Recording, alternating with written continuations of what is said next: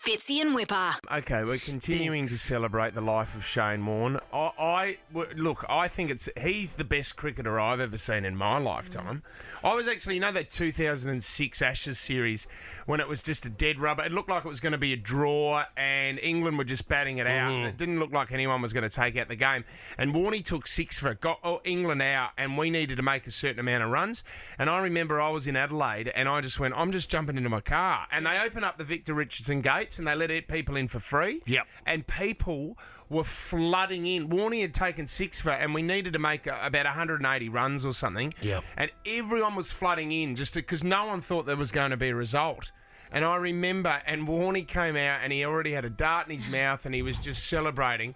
Just to have that power over everybody in the ground. Was the best. He just changed games off his own 2 fingers. Do you know what was amazing too, and says you and Maddie were talking about it this morning, even if you're not a cricket fan, I'm not a huge cricket fan, but the love of what Shane Warne stood for was just massive. And you talk about the presence of a man, and I saw him just before Christmas, and the solid handshake and the hug and the embrace was, I think, the effect he had on everybody.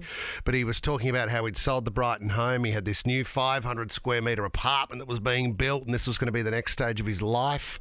So to know that he won't get to celebrate that and enjoy that stage is terrible. But the guy would fill a room, without a doubt. If Warnie was in the room, you knew Warnie was there. I mean, we were never close to Warnie, and we always used to love to have a bit of a shot at Warnie with whatever woman he was chasing next. But he would come on our show every now and then and would always, and this was the thing, anyone that interviewed Warnie would always look you in the eyes and he would give you everything. He was amazing. So the last time we spoke to Warnie was his son Jackson had just got out of SAS and we had a chat to the big fella then.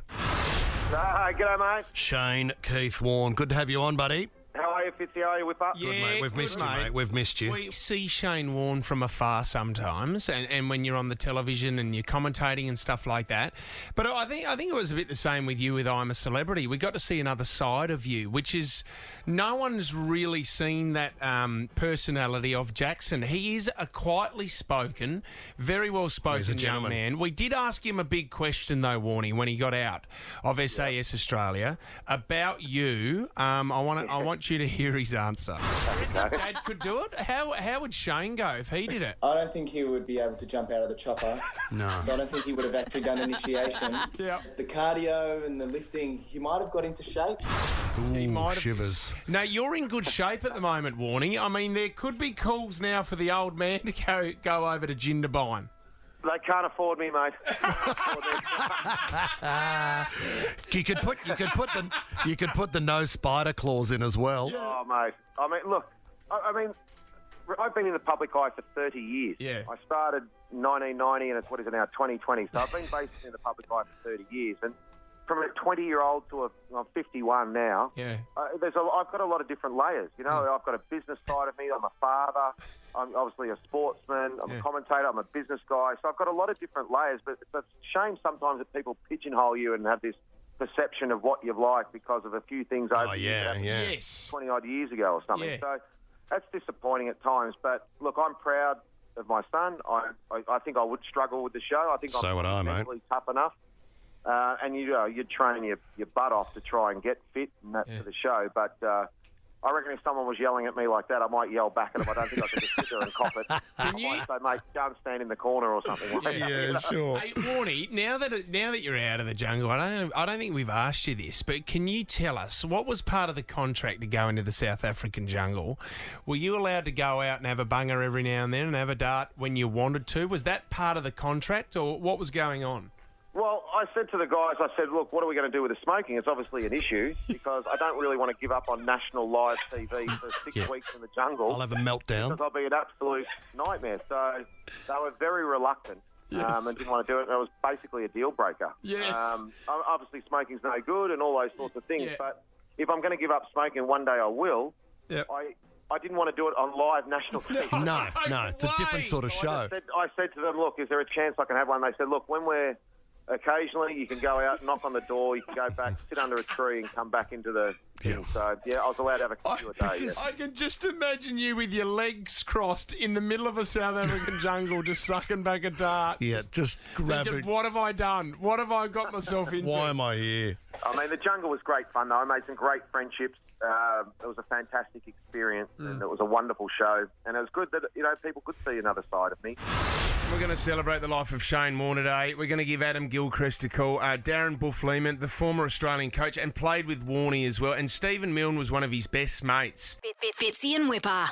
We're going to be ringing a few people throughout the morning as well who were very close to Shane Warne. One was a former Australian cricket coach and also played with Warnie in the Australian cricket side, was Darren Lehmann. And, I mean, they had similar diets, Buff. They did. And you know what? That last quote that was just there, I like loud music, I smoked, I drank, and I bowled a bit of leg spin. I don't have any regrets. Yep. You're right. They followed a similar path. Yeah, he was a rock star, wasn't he? An absolute rock star. Well, let's give Buff a call now and see how he's handling it. Let's give him a call. Hey, mate. How are you, Buff? Not too bad, mate. Yeah, not too bad. Yourself? Yeah, not too bad. We just wanted to check in and see how you're feeling at the moment, big fella.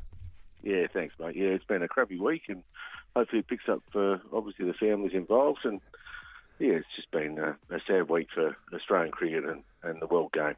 Can you tell us what was your first impression of Shane Warne when you first met him, Buff? Oh, he drove a Cortina. That's what I do remember. Loved a fag and loved a drink.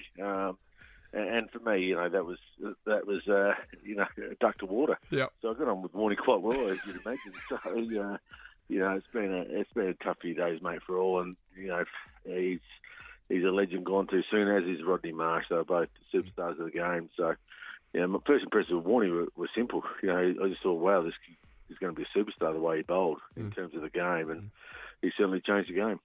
Buff, do you feel like you were lucky to be part of that era, though? So do you think we'll ever see somebody like him again? No, they only made one of him. He's the best bowler to ever play the game, basically, in my view. He just transcends the game. He was just unbelievable what he did in the game, on and off the field. He was full of life and full of joy, and he's one of those guys you wanted to be around because he made you smile. Can you give us a story, Buff, off field that no one would really know about? Did you have a Caribbean tour or something like that? Is there something that sticks out in your mind? There's lots of things I could tell you, but I won't.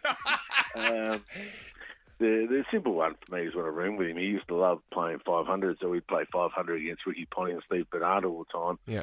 But when we toured Pakistan and India a couple of times, especially India, I'd room with him, because he smoked, I smoked, basically. And, the problem with that being was, we'd have cockroaches in the room, and he wasn't a friendly man. He didn't like animals that much, especially cockroaches in the room, and he'd be on the bed, and I'd be whacking it with my thongs. So he wasn't courageous in that regard. But, just the generosity of the man. I mean, a lot of people don't know how much he did for charity, and I know it's unheard of and unwritten and all that. The goodness of his heart, giving money and promoting charities and to the sick, and he was just amazing, mate, an amazing human being. Where did you hear, Buff? Where were you? Who told you? My phone was going nuts about 5 a.m. Yep. And I what's going on? Because I thought it must have been something to do with Rodney, obviously organising something there. Yep. Because I spent the week with Rodney in Bundaberg, basically in the family. So I was a bit worried, and then I just picked up the phone and went, I said a few expletives. I couldn't believe what was going on. Yep. And it's really taken ages to sink in, Fitzy, to be perfectly honest. Mate, it's it has been a sad day. Legend of the game, Buff, and obviously you were there with him for a very, very long time. So, mate, we really appreciate your time and saying a few words on Warnie, Buff. No problems. See you, bud. See you, mate. Fitzy and Wippa. We've been celebrating the life of Shane Warne all morning. Spoke to Darren Lehmann before and had some amazing stories about rooming with Warnie and going out for a dart every 10 minutes. One of the great moments too, Fitz, was when you thought it would be funny to send me into the South African jungle for I'm a Celebrity, get me out of here. Yeah. And little did they know that people had done deals with, some girls had makeup, but Warnie had done a deal where he could smoke and they allowed him to smoke. So, but what they have outside of the compound is a little hut. So I got taken out the back to get my microphone changed. The batteries changed on the microphone. There was Warnie in the little hut having a gasper. I went, how are you holding up, mate? Pretty good, he said. And I said to him, what do you think you'll do on the first night out of here? And he said, I reckon it'll be pretty similar to the night I had before I came in here. And I can't repeat what he did that night, but it was to do with the opposite sex and meeting some friends. And he'd had an absolute cracker. And it was he's just so consistent. Yeah. Never shy about it, proud of it. He enjoyed life to the fullest. One man who obviously had quite a bit with Shane Warne because he was the wicketkeeper of the Australian cricket side is the magnificent Adam Gilchrist. We're going to give Gilly a call now. Leno, give him a yell. See how he's travelling. Hello. Adam Gilchrist. How are you, champion? I'm not too bad, mate. Obviously, you've lost a very close friend over the last couple of days. I just wanted to see how you're doing, Gilly. Oh, mate, I'm like everyone, mate, a bit numb. You just don't believe it. You're larger-than-life characters, well, like Rod Marsh. Don't think are going to pass, but we had a bit of a runway for that one after his unfortunate mishap about 9 or 10 days ago, but then to get the ton of bricks thrown on you with Warnie, Jesus. But he did nothing conventionally, did he, Warnie, so we shouldn't be surprised. Well, Gilly, we only really saw the headlines of the rock star lifestyle, but you were very close to him for a long time as a mate. So can you tell us a bit more about the man himself that we might not have seen? Mate, fiercely loyal. If you got in with him, he didn't cut you adrift too easily. Yeah. Just brilliant, generous. I think people, unfortunately, that didn't know him really well wouldn't understand how generous he was. But, mate, the highlight of my cricketing career was just to keep wicket to him, sit behind the stumps. I mean, Heels and I, we exclusively kept that from the rest of the world for 20 years. Yeah. And how fortunate were we to sit and watch the maestro at work. It was like the Truman Show. He was like, who was that director sitting up there directing the Truman Show? Up in his chair with the dashboard. Yeah, there. Ed Harris was the actor, I remember, Gilly. Ed Harris, yeah. Bring on the rain, bring on the wind. Warnie, just bring on the wickets, bring on the evening. Let's go out and have some fun. Mate, what a legend. And then the best part, the second best part, Fitzy, I tell you, to keeping to him. Yep. Was to then, at the end of the over, I got up and I kept to Glenn McGrath, but I had Warnie next to me at first slip, and I could talk to him about what he'd been up to in the evening before. So, mate, no such thing as a dull day of Test cricket, I can promise you that. But, mate, what a champion. The memories are all good ones, and I won't hold you up, mate, but it is my wife's 50th birthday this weekend, and we managed to sneak just the family out to a place that Warnie loved and had such a connection with Crown Casino Complex. So we're in Perth, and Mel and I dipped in and put a bit of money on 23 red last night. That was his roulette number, and unsurprisingly, it didn't come up for us. But anyway, we had a bit of fun, and we did it all in the honour of the King. What a legend. Long live the King. Oh, long live the King. Thank you so much, Gilly. I really appreciate your time, mate. Get back to your wife and wish her all the best from us and a happy birthday. Good on you, mate. It's been good to be able to talk about him, and it's a good friend. And thanks for the call, mate. Appreciate it. All helps. Love you, Gilly. Thank you, brother. Thanks, mate. Thanks, Gilly. You know what? He was a big fan of the AFL as well and loved the St Kilda Football Club. A lot of close mates from the St Kilda Footy Club. One of them in particular, Stephen Milne. They were really tight. He looked up to Milne, which was amazing. Let's give him a call and see how he's holding up. Stephen speaking. How may I help you? Stephen Milne, it's... How are you, Milne? Good, buddy. Oh, mate, I know it's been a tough few days for you, but as one of Shane Warne's best mates, obviously that would have taken the legs out from under you, Milne, when you heard the news. Yeah, it was full on, Fitz. It was a long day yesterday. Still can't believe it, as Warnie was just an absolute legend and even a better bloke when you meet him. It was a long day, long day. Milne, we've got to ask, though, those famous poker parties that he hosted, can you tell us what it was like when he was at home in his own environment? Oh, well, Warnie was just a special person. Every time he spoke, you just listened. And it was just always something happening. There was no boring stuff about Warnie. Everything that he spoke, you listened, he laughed, he loved a good time, he got right into it, like that, competitive, loved the gin, loved a good time, and loved the Saints. And that's kind of how I got to know him, but it's still a bit real, still a bit surreal at the moment, so... Can you tell us in your own words what Shane Warne meant to you, Milne? Mate, it was life to me. Fitz, I'm actually getting emotional now talking about it. You love the guy, and once you love your hero, and then you get to meet him and know they're even better bloke, you get just emotional. Like, he's just a genuine Australian legend. That, very sad day, and he's here for Brooke Summer. All the kids, the family, so it's going to be tough. But I'm sure everyone will send him out on a good way. Milne, I really, really appreciate your time, mate. Thank you so much for doing this. No, thanks, Vic. Appreciate it. God, I would have paid money to be at one of those poker tournaments at Warnie's house, that's for sure. He was a really good poker player as well. Very good. Spent a lot of time playing poker. Gee, your mind jumps to the kids too. I mean, what I love to see, and, it was lucky that they got that time to share, was, Jackson, who we had on the show after he was on SAS, and how close they'd become, as he'd turned into a man, and at the front of the GQ magazine not that long ago, and, their friendship and bond and father and son was just beautiful. So that was extremely special to watch develop. Well, the Shane Warne documentary is a good opportunity to go watch it, celebrate his career, and the way that his kids and his family talk about him on there. It's an amazing documentary. Fitzy and Wippa. We woke Saturday morning and the news had broken that Shane Warne had passed of what's been described as a massive heart attack. You think to yourself, how does that happen? I mean, he's a healthy-looking guy, and on the front page of the paper it says, did a diet claim Shane, basically suggesting the 14-day diet and detox and the juices that he'd been on could have contributed to the heart failure. So to find out more, we invited Dr. Ross Walker onto the show. Dr. Ross, how are you, mate? All the better for talking to you, Whipper, and hello, Fitzy. Thank you for joining us, Dr. Ross. I mean, I suppose once you start to remove the shock of what we found over the weekend, you think to yourself, well, what sort of condition am I in? So what is the likelihood of somebody like Warnie at age 52, which is not old, to have a sudden heart attack? Oh, it's not inconsiderable, a likelihood. And I see this all the time in people who don't have the right sort of checkups. They just go on with their life. And let's look at the specific case of what happened with Shane. Allegedly, he had some sort of chest discomfort in the week or so prior to his death.